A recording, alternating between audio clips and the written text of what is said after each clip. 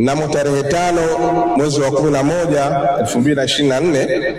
Mamlaka ya Kudhibiti na Kupambana na Dawa za Kulevya Zanzibar ilifanya operation maalum katika mkoa wa Mjini Magharibi na kufanikiwa kukamata watuhumiwa wawili ambao ni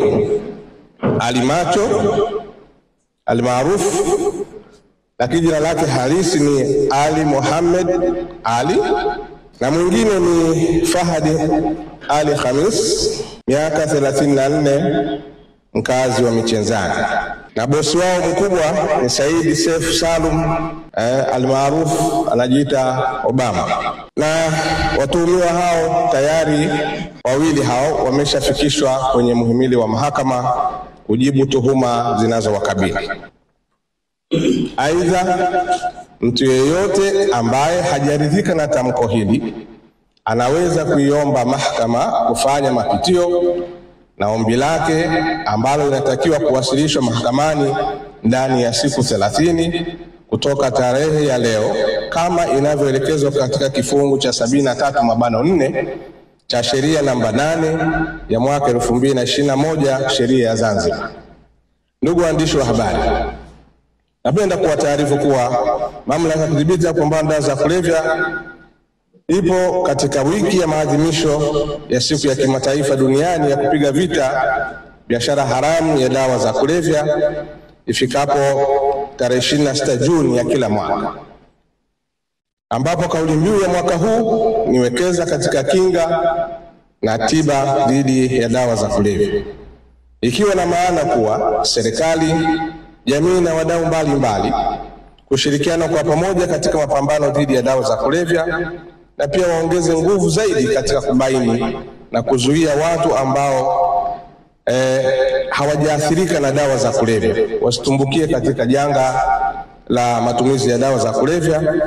na walioathirika wapatiwe tiba stahiki kuacha uraibu wa dawa za kulevya. Tuna kauli mbiu tunasema kwamba mama mlee mwanao. Ndugu waandishi wa habari, katika kuendelea kusaidia jamii kupunguza tatizo la waraibu wa dawa za kulevya, mamlaka inatangaza nafasi 10 kwa vijana walio na hiari ya kuacha matumizi ya dawa za kulevya wenye umri kuanzia miaka 18 hadi 35.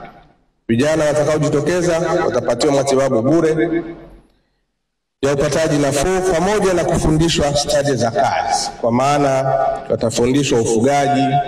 kilimo, fundi gereji, fundi cherehani ya ushoni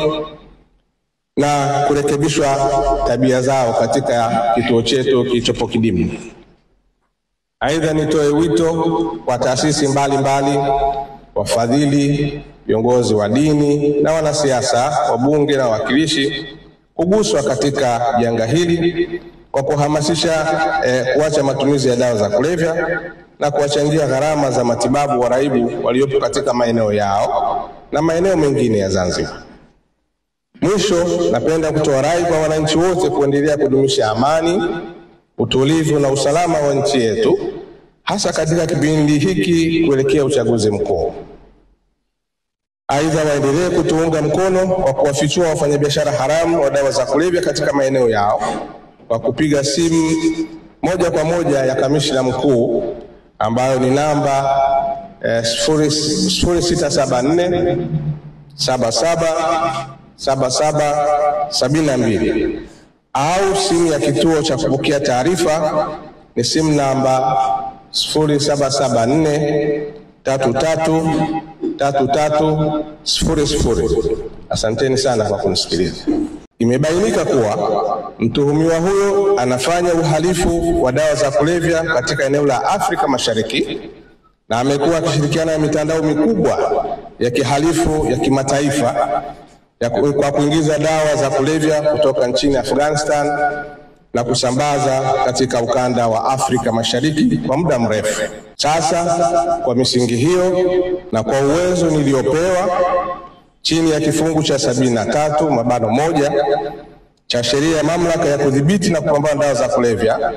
sheria namba 8 ya mwaka 2021, na baada ya kuzingatia matakwa ya kifungu cha 71 cha sheria hiyo, mimi Kanali Burhan Zuberi Naso, kamishna mkuu wa mamlaka ya kudhibiti na kupambana na dawa za kulevya Zanzibar, nimetaifisha nyumba ya mtuhumiwa huyo iliyopo eneo la Mtendeni, wilaya ya Mjini, mkoa Mjini Magharibi, yenye thamani ya Tanzania shilingi milioni 966,000 kuwa ni mali ya Serikali ya Mapinduzi ya Zanzibar.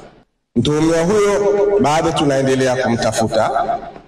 Akitiwa mikononi atafikishwa mahakamani kwa mujibu wa sheria. Aidha, atakayefanikisha kukamata kwa mtuhumiwa huyo pamoja na kubaini mali zake zilizoko Zanzibar na nje ya Zanzibar atazawadiwa kiasi cha Tanzania shilingi milioni 10. Ndugu waandishi wa habari,